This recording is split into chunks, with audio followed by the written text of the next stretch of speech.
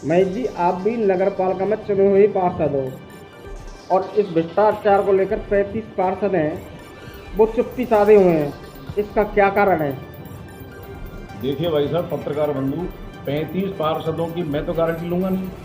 मैं तो अपनी कह सकता हूँ।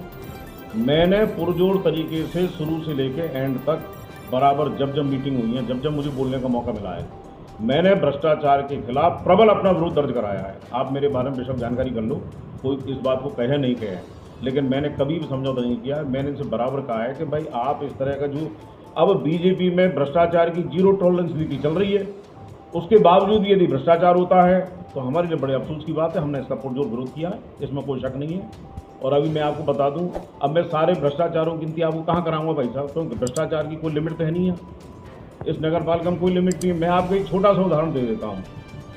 मैंने बिजली के प्रस्ताव के विषय में जो बिजली खरीदनी थी, इनको लाइट वाइट पोल वोल का जो काम करना था, उसके खिलाफ मैंने खुद ने उस प्रस्ताव को गिराने के लिए पुरजोर समर्थन किया। उसके बावजूद भी ये आज कोई 2.5 करोड़ की ऐसी निविदाएं लेकर के आए हैं कि जिसमें इनका 50% कमीशन सीधा का सीधा है, बिल्कुल सीधा, जिसकी कोई जरूरत नहीं थी।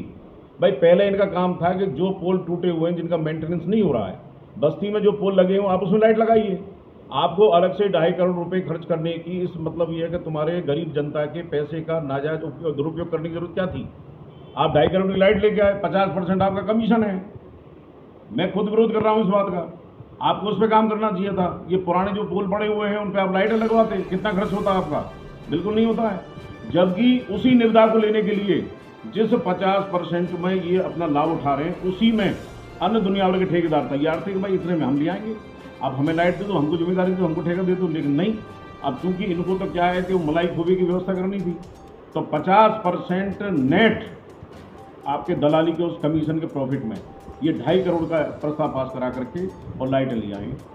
अब मैं क्या कर सकता हूँ भाई साहब? मैं तो चुप बैठा हुआ हूँ, कहाँ तक बोलूँ? मैं अकेला हूँ।